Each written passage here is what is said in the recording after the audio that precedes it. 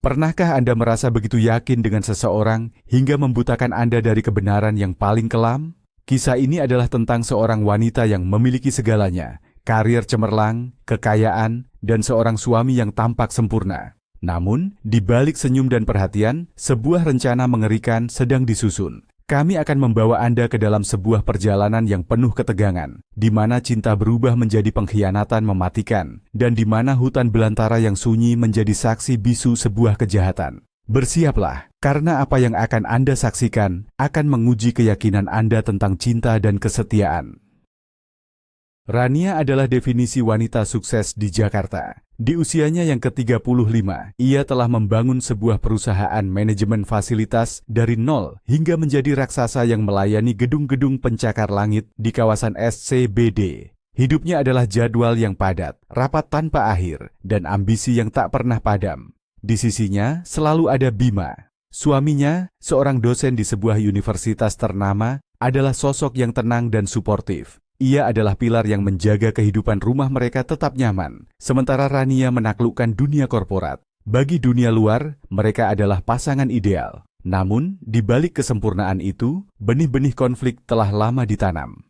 Bima, yang merasa hidup di bawah bayang-bayang kesuksesan istrinya, menyimpan sebuah rahasia, sebuah hubungan gelap dengan mahasiswinya sendiri, yang perlahan tapi pasti meracuni pikirannya dan mendorongnya ke tepi jurang kejahatan. Pagi di apartemen penthouse mereka di Kebayoran Baru selalu terasa sama, tenang dan mewah. Sinar matahari pagi menembus jendela raksasa, menerangi debu-debu halus yang menari di udara. Rania menggeliat di atas ranjang king size, merasakan kelembutan spray sutra di kulitnya. Aroma kopi gayo yang baru diseduh menyelinap dari arah dapur, sebuah ritual pagi yang selalu disiapkan Bima. Kontrak besar yang ia perjuangkan selama berbulan-bulan, akhirnya ditandatangani kemarin. Perusahaannya akan menangani seluruh fasilitas di menara perkantoran paling prestisius di Jakarta. Untuk pertama kalinya setelah sekian lama, Rania merasa bisa bernapas lega. Ia meraih ponselnya, sudah ada belasan notifikasi email, namun ia mengabaikannya. Hari ini, ia ingin memberikan hadiah untuk dirinya sendiri, sebuah hari libur yang pantas ia dapatkan. Ia ingin menghabiskan waktu bersama Bima, pria yang selalu menjadi pendukung terbesarnya. Atau setidaknya, itulah yang ia yakini selama ini. "Sudah bangun, sayang?" Suara Bima yang lembut membuyarkan lamunannya. Pria itu berdiri di ambang pintu kamar, membawa secangkir kopi panas di tangannya. Senyumnya hangat, sama seperti 12 tahun yang lalu saat mereka pertama kali menikah. "Aku siapkan sarapan. Nasi goreng spesial kesukaanmu." Rania tersenyum. "Terima kasih. Aku rasa hari ini aku akan libur. Benar-benar libur, tanpa ponsel dan tanpa email." Bima terkekeh pelan sambil meletakkan cangkir di meja samping tempat tidur. "Kita lihat saja berapa lama kamu akan bertahan. Paling 2 jam lagi kamu sudah sibuk menelepon Dewi untuk menanyakan laporan terbaru." Tidak ada nada menyindir dalam suaranya, hanya pemahaman yang dalam akan sifat istrinya yang seorang pecandu kerja. Hubungan mereka dibangun di atas fondasi saling pengertian seperti ini, tanpa drama, tanpa pertengkaran hebat. Sebuah kemitraan yang solid dan dewasa.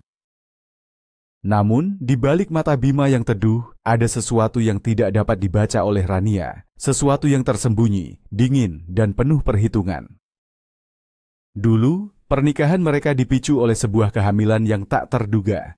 Rania, yang baru merintis karir, sempat ragu. Tapi Bima begitu gigih meyakinkannya bahwa mereka bisa melewati segalanya bersama. Keyakinan Bima yang menular itu membuatnya luluh. Namun, takdir berkata lain. Sebulan setelah pernikahan mereka, sebuah kecelakaan mobil yang disebabkan oleh pengemudi mabuk merenggut bayi mereka dan juga kemampuannya untuk memiliki anak lagi. Tragedi itu tidak menghancurkan Rania, malah menempa karakternya menjadi sekeras baja. Ia berjanji akan meraih semua yang terbaik dalam hidup. Bima, di sisi lain, menjadi sandaran yang tak pernah goyah. Ia selalu ada, mendukung setiap langkah Rania. Tapi seiring berjalannya waktu, saat kerajaan bisnis Rania semakin besar, Bima secara perlahan mundur ke latar belakang.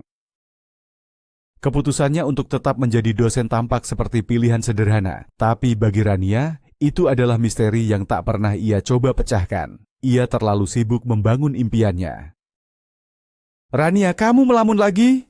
Suara Bima sekali lagi menyadarkannya. Tadi Dewi meninggalkan pesan suara. Dia tidak bisa menghubungimu. Rania tersenyum kecil. Dewi itu seperti robot. Dalam situasi sepanik apapun, suaranya selalu tenang seperti pembawa berita. Bima mengangguk setuju. Di mana kamu menemukan asisten yang begitu sempurna? Rania bangkit dari tempat tidur, memeluk Bima sekilas sebelum menuju kamar mandi. Air hangat yang mengalir di tubuhnya terasa menenangkan. Sambil menyabuni tubuhnya, ia berpikir tentang rencananya untuk hari ini. Bima tidak ada jadwal mengajar. Mungkin mereka bisa pergi makan malam di tempat yang romantis atau merencanakan liburan singkat. Sebuah kejutan kecil untuk merayakan kesuksesannya dan berterima kasih pada suaminya. Ide itu membuatnya bersemangat. Namun, saat ia keluar dari kamar mandi dan melihat Bima sedang mengetik sesuatu di ponselnya dengan ekspresi serius, sebuah perasaan aneh yang tak bisa dijelaskan melintas di benaknya. Perasaan dingin yang sekejap, seperti embusan angin di hari yang panas. Setibanya di kantor, niat untuk berlibur langsung menguap. Rania tersedot kembali ke dalam pusaran pekerjaan. Laporan, rapat, dan keputusan strategis menyita seluruh perhatiannya. Baru menjelang sore, saat langit Jakarta mulai berubah warna menjadi oranye, ia teringat kembali rencananya untuk memberi kejutan pada Bima. Ia memanggil Dewi, asistennya yang sangat bisa diandalkan. Dewi, tolong carikan restoran terbaik untuk makan malam, dan mungkin beberapa ide untuk liburan singkat, yang anti-mainstream. Aku bosan dengan pantai. Anehnya Dewi tidak menunjukkan keberatan seperti biasanya jika diberi tugas di luar deskripsi pekerjaannya. Ia hanya mengangguk patuh dan berkata akan segera mencarikannya. Rania merasa sedikit lega. Mungkin Dewi akhirnya mengerti bahwa tugasnya terkadang melampaui urusan kantor. Rania memandang keluar jendela. Gedung-gedung tinggi berkilauan di bawah cahaya senja. Ia mencintai pekerjaannya mungkin lebih dari apapun. Bahkan saat bersama Bima, setelah beberapa jam, ia akan merindukan adrenalin dan tantangan di kantor. Hanya sekali dalam pernikahan mereka, Rania merasa Bima lelah menjadi pemain pendukung. Saat itulah Bima memutuskan untuk lebih serius mengajar dan membangun karirnya sendiri di dunia akademis. Ia tidak pernah membebani Rania dengan masalahnya, menyelesaikannya sendiri secara diam-diam. Bima tidak menjauh, tetapi menjadi lebih tertutup. Saat itu Rania merasa itulah yang ia butuhkan. Ia bukan penggemar drama dalam rumah tangga. Saling pengertian, rasa hormat, dan dukungan adalah segalanya baginya. Tiba-tiba sebuah kesadaran menghantamnya. Selama ini mereka selalu hidup dalam dunianya, memecahkan masalahnya, mencapai tujuannya, dan mengejar mimpinya. Bima tidak pernah benar-benar bercerita tentang apa yang ia inginkan atau impikan. Ia punya teman-teman sendiri, kolega-kolega di kampus. Apakah ia bahagia? Pertanyaan itu menggantung di udara, membuat Rania merasa sedikit bersalah. Suami mana yang tahan berada di posisinya?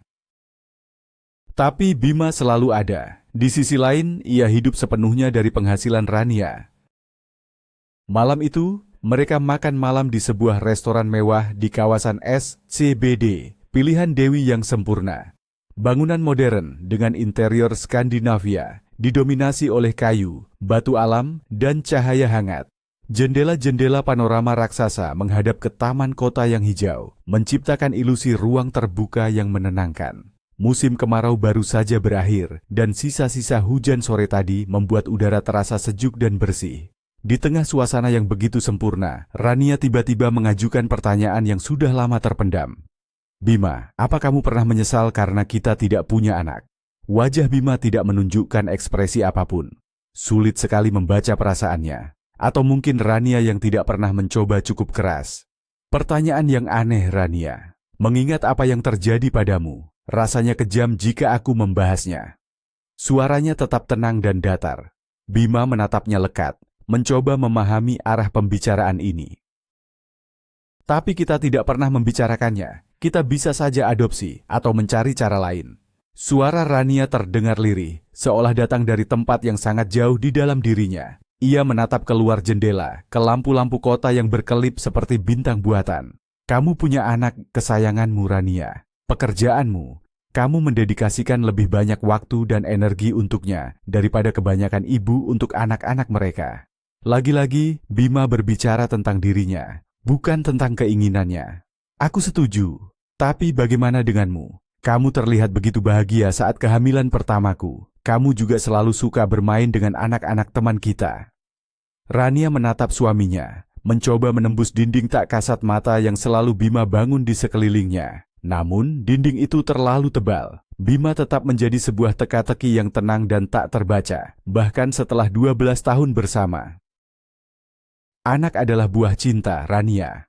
Hasil dari keinginan bersama. Seharusnya begitu. Kamu tidak pernah benar-benar ingin menjadi seorang ibu.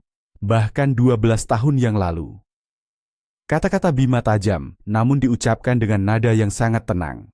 "Lalu untuk apa aku secara egois memaksakan sesuatu yang rumit dan asing bagimu?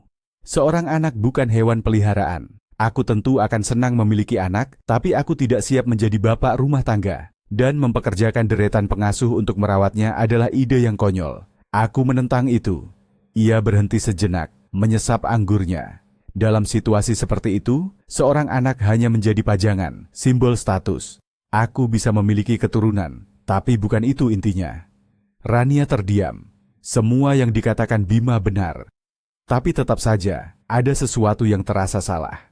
Ada kekosongan dalam argumennya yang tidak bisa Rania tunjuk. Seolah-olah ada bagian penting dari cerita yang sengaja ia hilangkan.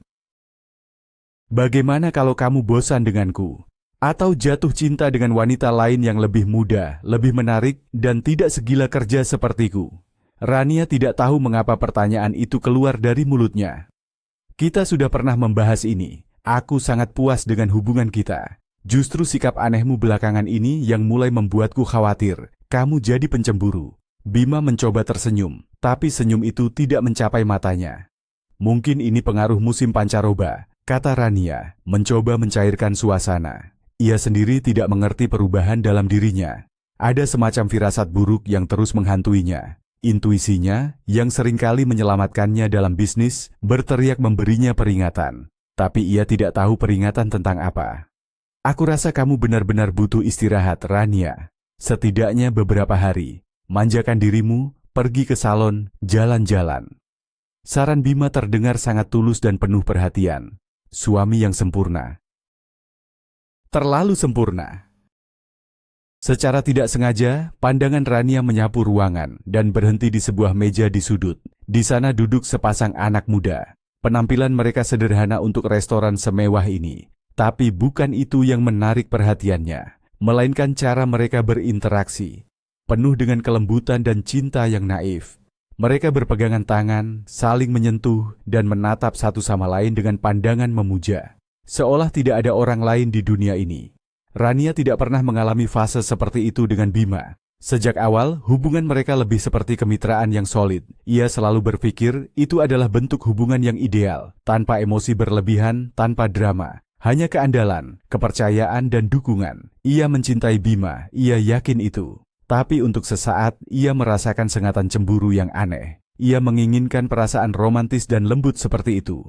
"Mungkin kita memang harus liburan, bukan nanti, tapi sekarang. Kemana kamu ingin pergi?" tanyanya pada Bima. Bima tampak berpikir sejenak. "Aku sudah lama ingin mengunjungi dataran tinggi Dieng, tapi aku tidak bisa pergi lama sebelum akhir semester. Kamu tahu kan?" Ya, Rania tahu. Ia menyukai keteraturan dan perencanaan dalam hidup mereka. Semuanya jelas dan terstruktur. Tiba-tiba Bima melirik jam tangannya. "Rania, aku harus kembali ke kampus malam ini.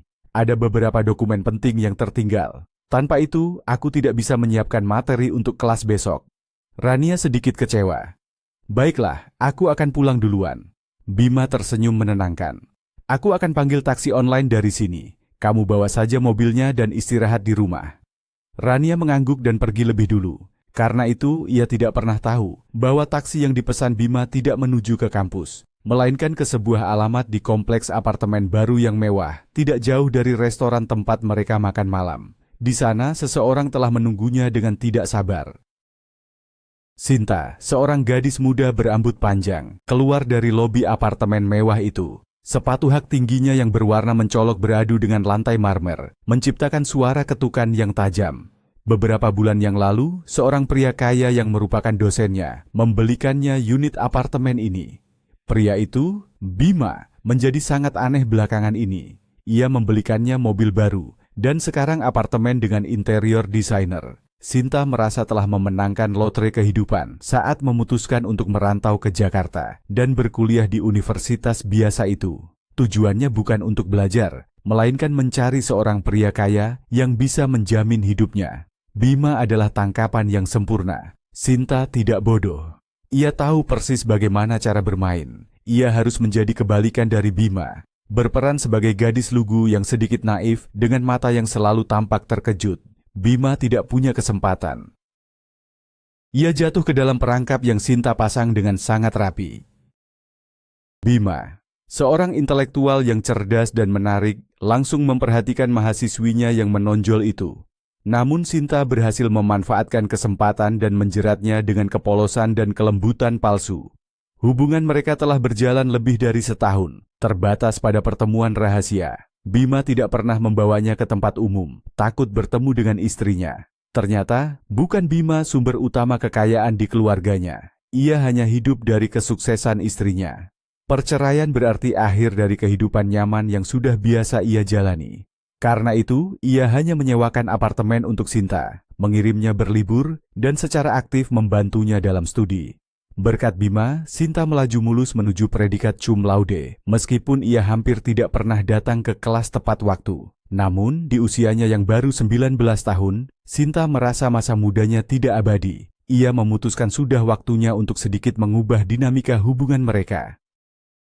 Sinta membeli beberapa alat tes kehamilan positif dari seorang teman yang bekerja di apotek.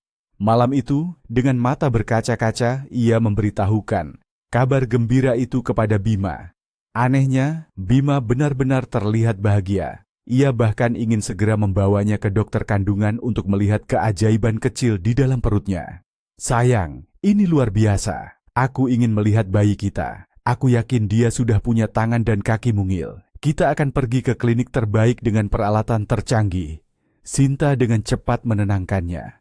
Jangan sekarang sayang, usianya masih terlalu kecil. Di USJ juga belum akan terlihat apa-apa. Dia sekarang masih seperti sebutir beras. Setelah euforia awal Bima sedikit mereda, Sinta mulai memberikan isyarat. Ia tidak mau membesarkan anak di apartemen sewaan. Ia siap mengakhiri hubungan mereka demi memberikan kondisi hidup yang layak untuk bayinya. Isyarat itu ditangkap dengan jelas. Beberapa hari kemudian, ia sudah memindahkan barang-barangnya ke apartemen mewah di gedung baru ini. Ternyata, Bima sudah lama mengincar properti ini. Diam-diam, tanpa sepengetahuan Rania, ia membelinya dan mendaftarkannya atas nama seorang temannya. Sebuah langkah yang sangat berisiko, tapi apa yang tidak akan ia lakukan untuk calon ibu dari anaknya? Menyadari bahwa Bima sedang dalam posisi lemah, Sinta memutuskan untuk memanfaatkannya semaksimal mungkin. Ia mengubah taktiknya. Ia berhenti menuntut Bima untuk menceraikan istrinya. Seorang pria tanpa uang sama sekali tidak menarik baginya. Bima sendiri pernah mengaku, tanpa istrinya, ia tidak akan bisa memberikan gaya hidup mewah yang kini dinikmati Sinta. Gaji seorang dosen hanya cukup untuk membeli tas atau sepatu Sinta. Istrinya sudah lama tidak mengontrol pengeluarannya, terlalu sibuk dengan bisnisnya. Saat itulah sebuah ide cemerlang muncul di kepala Sinta. Bagaimana jika mereka bisa merebut bisnis itu dari istri Bima? Atau setidaknya memastikan Bima mendapatkan setengahnya saat bercerai. Aku tidak punya hak apa-apa atas bisnisnya, Bima pernah menjelaskan. Dia memulai perusahaan itu bahkan sebelum kita menikah, dan kami punya perjanjian pranikah. Jaringan perusahaan Rania telah menjadi mesin uang yang stabil. Bisnis itu berjalan dengan sangat baik, dan tampaknya tidak memerlukan keahlian khusus untuk mengelolanya. Setidaknya, begitulah kelihatannya dari luar. Sinta tidak menyerah. Ia terus-menerus mengungkit topik itu, menanamkan benih keraguan di kepala Bima. Perlahan, Bima mulai percaya bahwa ia berhak atas setengah dari kerajaan bisnis itu. Bagaimanapun, ia telah menjadi pendukung setia istrinya selama bertahun-tahun. Namun, ia juga sadar peluangnya untuk menang secara hukum sangat kecil. Ia mulai mencari jalan lain. Jawaban datang dari tempat yang tak terduga. Suatu hari, ia tidak sengaja mendengar percakapan dua mahasiswa tentang sebuah film. Plot film itu anehnya sangat mirip dengan situasi hidupnya. Ia tiba-tiba teringat satu fakta penting, mereka tidak punya anak. Itu artinya, dialah satu-satunya ahli waris Rania. Seluruh bisnis Rania akan jatuh ke tangannya jika sesuatu yang buruk terjadi pada istrinya. Dan sesuatu yang buruk bisa berupa apa saja.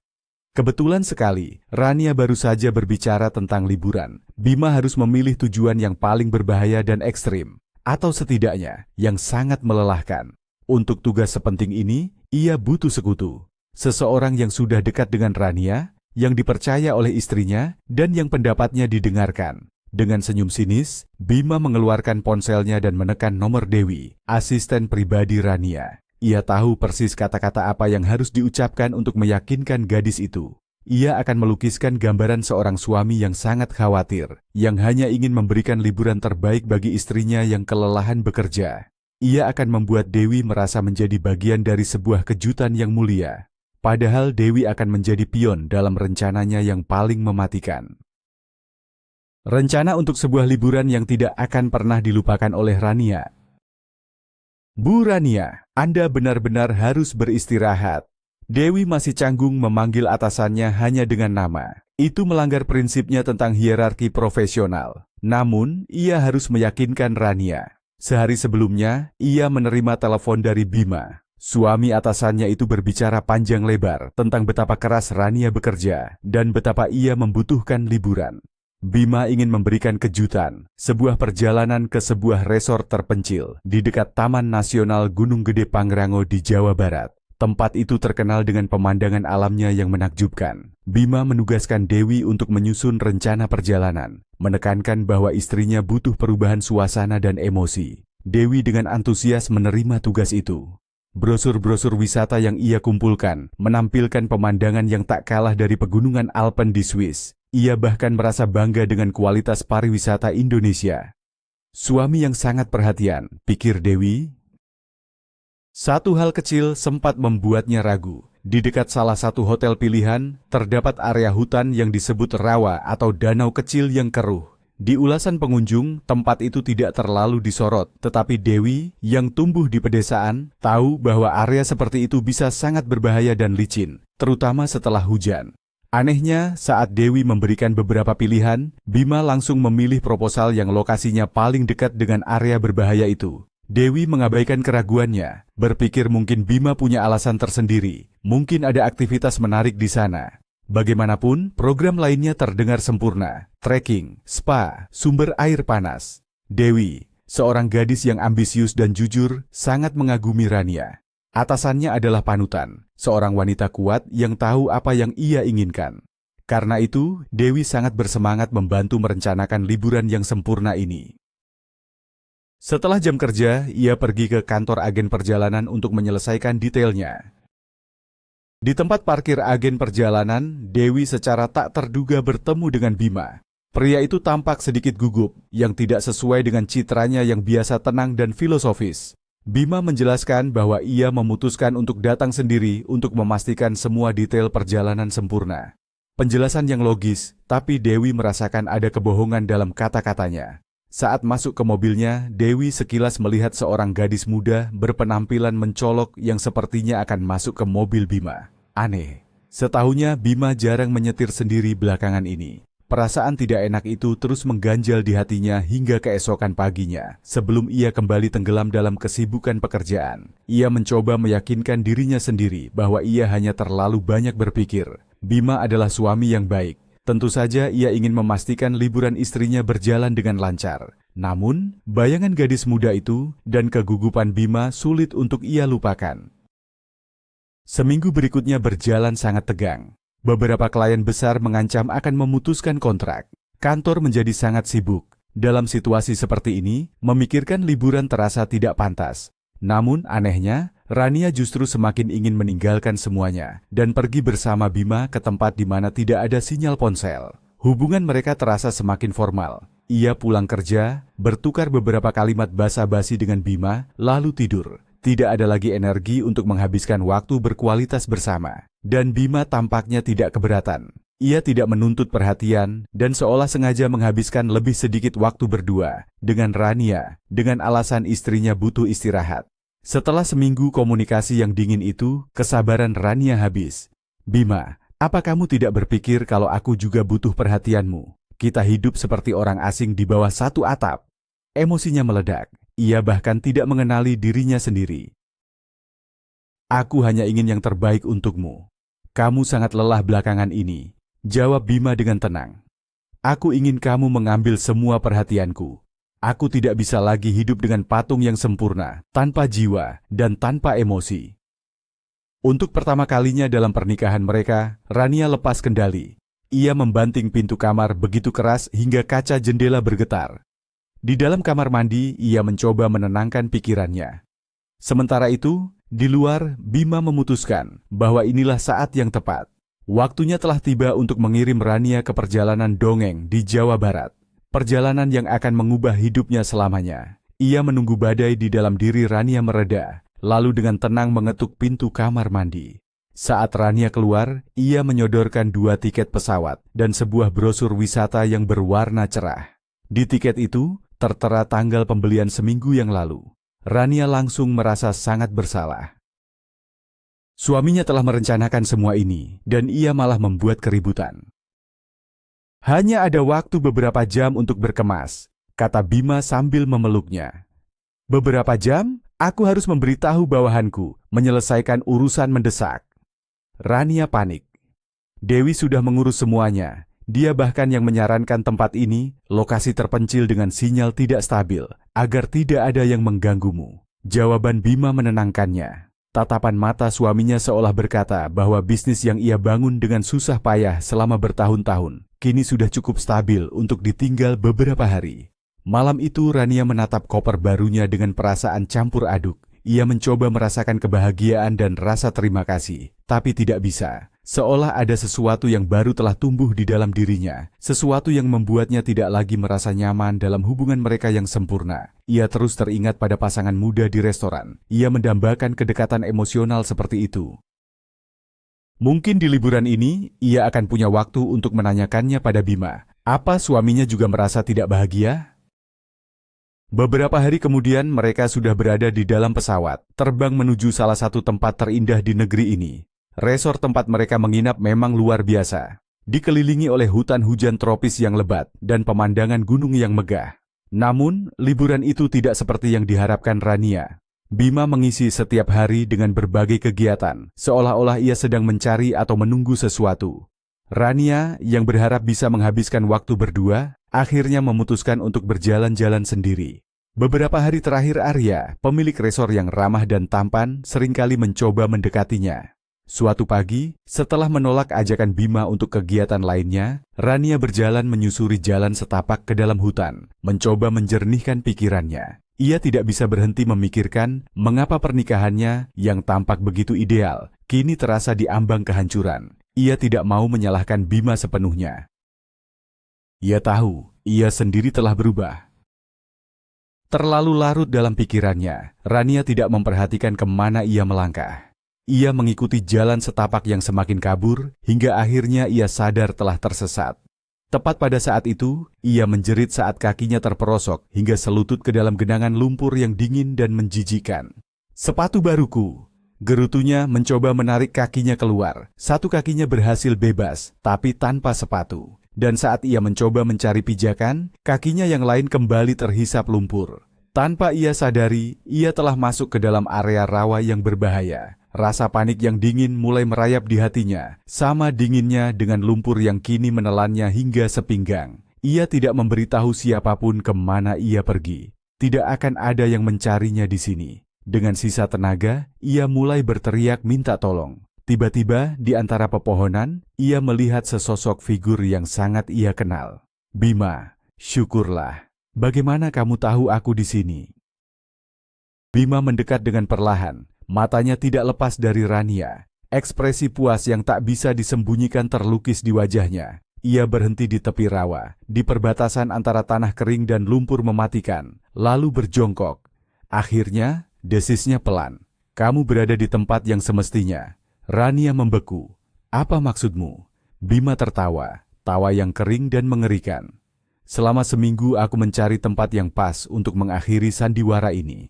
12 tahun yang kita sebut pernikahan. Betapa aku lelah denganmu, dengan ambisimu, dengan pekerjaanmu. Kata-kata itu menghantam Rania seperti batu. Bima, Apa yang kamu bicarakan? Aku bekerja keras untuk kita. Ia berhenti meronta. Lumpur dengan cepat menariknya semakin dalam. Kamu mencoba menyuapku, membelikanku barang-barang mahal dan membuatku menjadi anjing peliharaanmu. Wajah Bima berubah menjadi seringai yang mengerikan. Tapi yang paling menyakitkan adalah sikapmu yang dingin, tanpa emosi. Bima menarik napas dalam-dalam, lalu tersenyum seolah teringat sesuatu yang indah. Untungnya kamu bukan satu-satunya wanita di dunia ini. Sebentar lagi, aku akan memiliki keluarga yang sesungguhnya, seorang wanita yang mencintaiku, dan akan memberiku seorang anak. Dan untuk menghidupi mereka, aku hanya butuh satu hal kecil, uangmu, seluruhnya. Rania tidak bisa mempercayai pendengarannya. Wanita mana? Anak? Lumpur dingin kini sudah mencapai dadanya. Aku adalah satu-satunya ahli warismu, Rania. Setelah kamu menghilang secara misterius di hutan ini, aku akan menjadi pemilik tunggal bisnismu. Mungkin aku akan menamai putriku Rania untuk mengenangmu. Bukankah itu ironis? Rania mengumpulkan sisa kekuatannya. Tolong, Bima. Aku akan menceraikanmu, memberikan setengah bisnisku, bahkan semuanya. Jangan lakukan ini. Bima hanya tersenyum. Aku tidak akan melakukan apa-apa. Aku hanya akan pergi. Mungkin 1 jam lagi aku akan mulai cemas. Selamat tinggal Rania. Ia berbalik dan berjalan pergi, bahkan bersiul riang. Aku akan selamat, dan kamu akan menyesalinya, bisik Rania pada angin. Ia menolak untuk menyerah. Bertahun-tahun lalu, para dokter bedah telah menyatukan kembali tubuhnya yang hancur. Ia tidak akan membiarkan dirinya mati konyol di rawa ini. Ia teringat pernah membaca tentang cara selamat dari lumpur hisap, bergerak sesedikit mungkin, dan mencoba untuk mengapung. Ia berhasil meraih seberkas akar tanaman yang kuat, dan menarik tubuhnya beberapa sentimeter mendekati tepi. Tepat saat ia merasa tenaganya habis, ia merasakan sesuatu yang keras menyentuh tangannya, dan mendengar suara dari kejauhan. Pegang ini, cepat. Ternyata ia berada dalam kondisi syok, sehingga tidak menyadari kedatangan penyelamatnya. Seorang pria merayap di tanah, mengulurkan sebatang dahan kayu besar ke arahnya. Pria itu adalah Arya, pemilik resor. Setelah meraih lengan bajunya, Arya mulai menariknya perlahan ke tempat yang aman. Rania tidak ingat apa-apa lagi setelah itu. Ia pingsan karena kedinginan dan syok. Selama beberapa hari, Rania berada di antara sadar dan tidak. Ia berada di sebuah klinik swasta yang bersih dan modern. Ia bisa mendengar suara-suara sayup-sayup. Dia sangat beruntung. Bagaimana bisa ia bertahan begitu lama di air dingin seperti itu, apalagi dalam kondisinya? Kondisi apa? Bagaimana dengan bekas-bekas luka di tubuhnya? Sepertinya bekas kecelakaan lama, jahitannya sangat rapi. Apa dia akan baik-baik saja? Tubuhnya mengalami syok berat karena hipotermia dan stres. Ditambah lagi kondisinya saat ini, kita harus menunggu. Rania mendengar, tapi tidak mengerti. Lalu ia mendengar sesuatu yang membuatnya membeku. Apakah bayinya akan selamat? Bayi! Pertanyaan itu berputar-putar di kepalanya sebelum ia kembali tenggelam dalam kegelapan. 5 hari berlalu seperti dalam mimpi. Ketika ia akhirnya sadar sepenuhnya, ia melihat Arya tertidur di kursi di samping tempat tidurnya. Anda? Siapa Anda? Tanyanya. Arya membuka matanya dan tersenyum lega. Akhirnya Anda sadar. Anda membuat kami semua sangat khawatir. Anda yang menyelamatkan saya? Tanya Rania. Saya hanya ingat berusaha meraih sesuatu.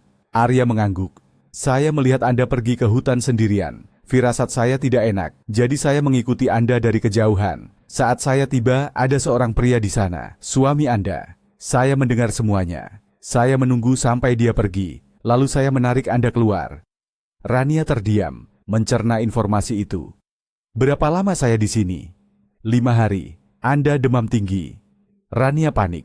Saya harus segera kembali ke Jakarta. Pekerjaan saya. Ia mencoba mencabut selang infus dari tangannya. Tenang, kata Arya. Saya sudah menghubungi asisten Anda, Dewi. Dia sudah tahu situasinya. Suami Anda akan mendapatkan kejutan besar. Saya punya cukup waktu untuk merencanakan pembalasan yang menarik untuknya. Rania menggeleng. Saya tidak mau balas dendam. Saya hanya ingin menceraikannya dan membiarkannya pergi dengan wanita barunya. Biarkan mereka bahagia dengan anak mereka. Arya menatapnya dengan heran. Bagaimana dengan anak Anda? Saya tidak bisa punya anak, jawab Rania datar. Saya kehilangan kemampuan itu setelah kecelakaan bertahun-tahun yang lalu. Arya tampak bingung. Tapi, dokter, teman saya mengatakan Anda sedang hamil 12 minggu. Dunia Rania seakan berhenti berputar. Hamil? Bagaimana mungkin ia tidak menyadarinya selama 3 bulan? Lalu ia teringat. Jadwal kerjanya yang gila, kelelahan yang luar biasa, dan perubahan suasana hatinya yang drastis belakangan ini. Ternyata itu semua bukan karena stres. Itu adalah perubahan hormon. Tiba-tiba, perasaan bahagia yang luar biasa menyelimutinya. Perasaan yang belum pernah ia rasakan sebelumnya. Ia benar-benar bahagia akan kehadiran bayi ini. Meskipun ayahnya adalah seorang pengkhianat, ia menatap Arya. Anak saya laki-laki atau perempuan? Pertanyaan itu membuat Arya tertawa. Anda wanita yang luar biasa. Baru saja sadar setelah mengalami semua itu, dan yang Anda tanyakan adalah jenis kelamin bayi Anda. Rencana pembalasan yang disusun Arya ternyata sangat sederhana, namun brilian. Ia meminta bantuan adiknya Dimas. Dimas, seorang pria muda yang sangat tampan dan ahli menaklukkan wanita, diterbangkan ke Jakarta. Tugasnya, berkenalan dengan Sinta, memamerkan kekayaan palsu, dan membuatnya meninggalkan Bima. Sementara itu, di resor, Bima tidak bisa kemana-mana. Ia secara tidak sengaja terpeleset di tangga dan mengalami cedera pergelangan kaki. Polisi setempat yang sudah mulai curiga dengan sikap Bima juga melarangnya meninggalkan area itu selama penyelidikan atas hilangnya. Rania masih berlangsung. Seperti yang diperkirakan Arya, Sinta tidak butuh waktu lama untuk terpikat pada pesona Dimas. Pria muda, tampan, dan sukses itu adalah segalanya yang ia impikan. Bima, yang tua dan kini cedera, tiba-tiba terlihat sangat tidak menarik. Sinta sudah siap mencampakkan Bima begitu pria itu kembali ke Jakarta. Di saat yang bersamaan, Rania secara ajaib muncul kembali di Jakarta. Arya membantunya mengurus semua formalitas. Ia melapor ke polisi bahwa ia menemukan Rania tersesat di hutan dalam kondisi syok berat, tanpa menyebutkan peran Bima dalam insiden itu. Kasus ditutup. Dengan bantuan koneksinya yang luas, Rania berhasil mempercepat proses perceraian. Sidang pertama dijadwalkan keesokan harinya. Saat Bima akhirnya diizinkan pulang, serangkaian berita buruk telah menantinya. Ia tiba di Jakarta dengan perasaan kesal dan marah, berharap akan disambut oleh Sinta.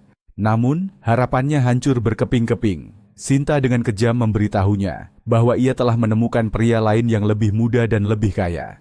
Ia juga mengaku bahwa kehamilannya hanyalah kebohongan untuk memeras uang darinya. Dunia Bima runtuh. Ia merasa begitu bodoh telah membiarkan dirinya ditipu.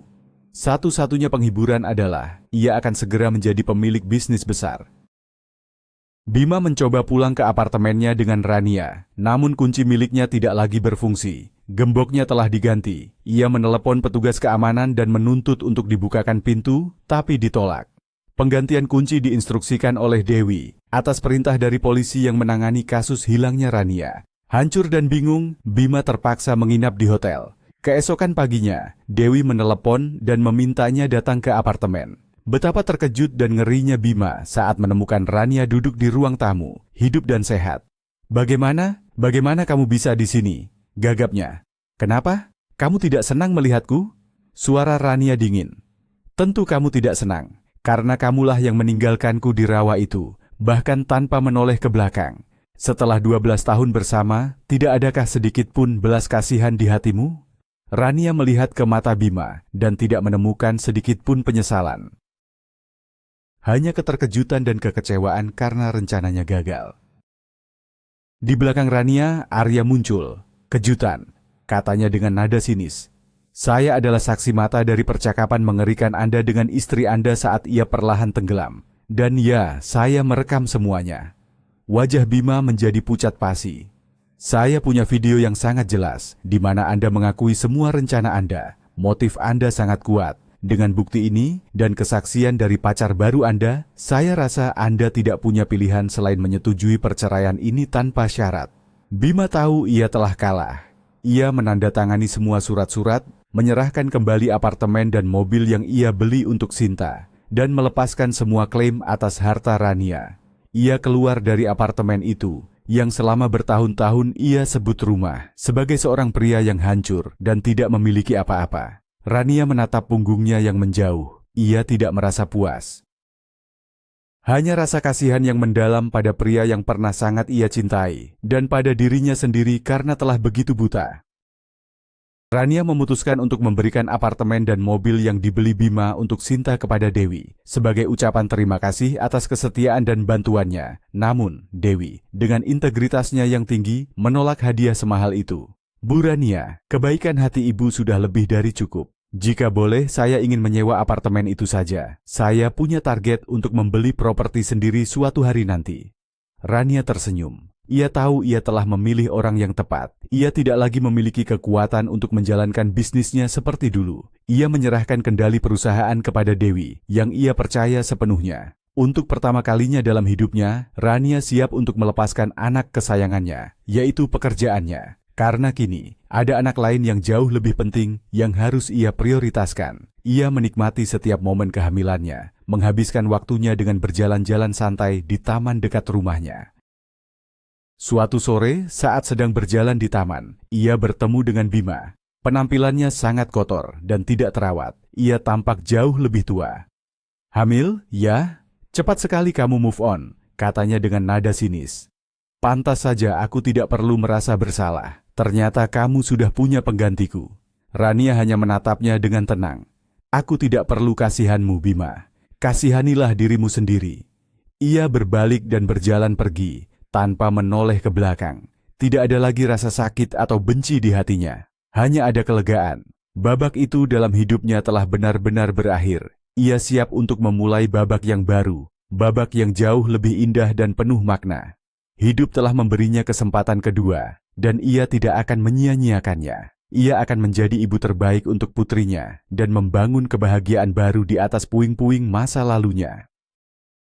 Beberapa bulan kemudian, Rania melahirkan seorang bayi perempuan yang cantik, yang sangat mirip dengannya. Proses persalinan sedikit rumit karena riwayat cederanya, membuatnya harus tinggal di rumah sakit selama hampir sebulan. Saat akhirnya ia diizinkan pulang. Di akhir November yang sejuk, ia disambut oleh seluruh tim dari kantor pusatnya.